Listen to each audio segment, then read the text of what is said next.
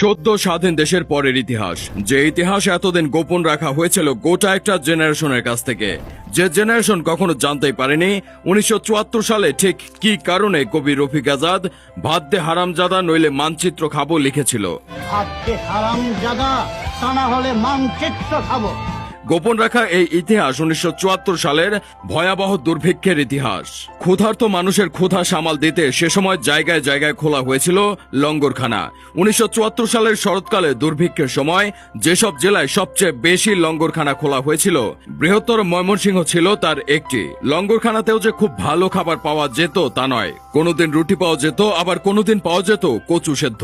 বিবিসির রিপোর্ট অনুসারে 2 বছর বয়সী অভুক্ত শিশুর কান্নায় অতিষ্ঠ হয়ে জামিলা খাতুন নামের এক নারী বাচ্চাটিকে বাড়ির কাছের এক খাদের পানিতে ছুঁড়ে ফেলে দেয়।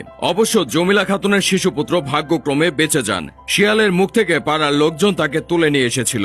1974 সালের দুর্ভিক্ষ নিয়ে অস্ট্রেলিয়ান সাংবাদিক জন পিলজার একটা ডকুমেন্টারি করেছিলেন, যা ছিল 27 মিনিটের। সেখানে তিনি তুলে ধরেন বাংলাদেশের মতো কনজারভেটিভ একটা দেশে মেয়েদের কাপড় বিক্রি করে খাবার কিনে খাওয়ার কাহিনী।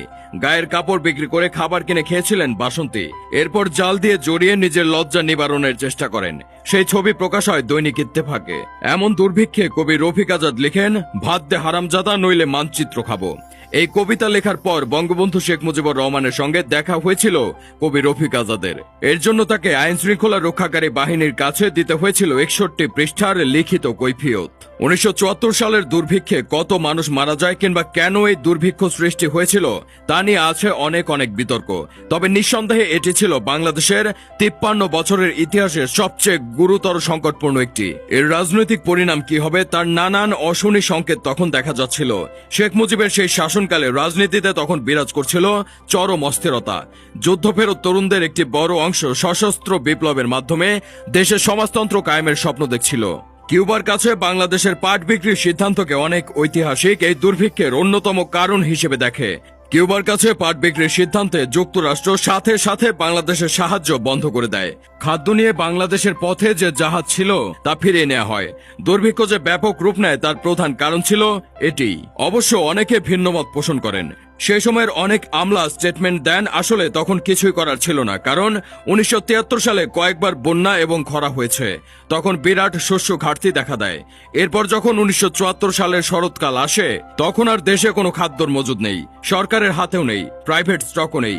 আন্তর্জাতিক বাজারে তেলের দাম বৃদ্ধি, পরিবহন খরচ বৃদ্ধি, লাগামহীন মূল্যস্ফীতি, সব মিলে পরিস্থিতি ছিল সরকারের নিয়ন্ত্রণের বাইরে। কিন্তু এই যুক্তি অনেক গবেষক ঐতিহাসিকের কাছেই অগ্রহণযোগ্য। তারা মনে করেন 1974 সালে দুঃশাসনের কারণে বাংলাদেশের দুর্ভিক্ষ হয়েছিল। অমর্ত্য সেন তার বইয়ে লিখেছেন, সেই বছর সবচেয়ে বেশি খাদ্য উৎপাদন হয়েছিল, কিন্তু দুর্ভিক্ষ হওয়ায় সেখানে 3 লাখ মানুষ মারা গিয়েছিল। নোবেল বিজয়ী অমর্ত্য সেন তার প্রভার্টি অ্যান্ড ফেমিনিস্ট বইয়ে এই বিষয়ে লিখেন, সে সময় দুস্থ মানুষকে বিনামূল্যে খাবার খাওয়ানোর জন্য দেশে প্রায় 6000 লঙ্গরখানা খুলতে হয়েছিল।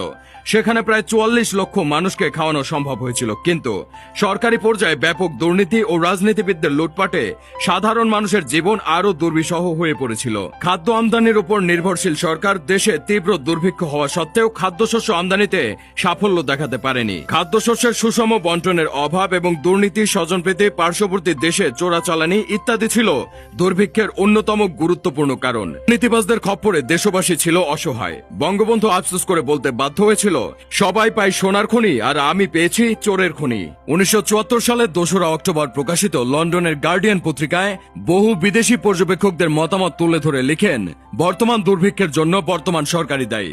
দুর্ভিক্ষে বন্যার ফল ততটা নয় যতটা মজুদদারি চোরাচালানের ফল। প্রতি বছর যে চাল চোরাচালান হয়ে ভারতে যায় তার পরিমাণ 10 লাখ টন। এরই মাঝে 1975 সালের 17 মার্চ শেখ মুজিবের 55তম জন্মবার্ষিকী উপলক্ষে 55 পাউন্ড ওজনের কেক কাটা হয়। 6 অক্টোবর ইত্তেফাক খবর করে 21 লাখ টাকার বিদেশি মদ ও সিগারেট আমদানি করা হয়েছে সরকারি টাকায়। যখন হাজার হাজার মানুষ না খেয়ে মরেছে তখন শেখ কামাল ও শেখ জামালের বিয়ে হয় সোনার মুকুট মাথায় দিয়ে। বিয়ের পরদিন প্রায় সবগুলো দৈনিক পত্রিকায় বড় করে ছাপানো হয় প্রধানমন্ত্রীর 2 ছেলের সোনার মুকুট মাথায় পরে বিয়ের খবর। একই পাতায় ছাপা হয়েছিল দুর্ভিক্ষ পীড়িত, অনাহার ক্লিষ্ট, হাড্ডিসার মুমূর্ষ মানুষ নামে কঙ্কালের ছবি এবং দুর্ভিক্ষের খবর।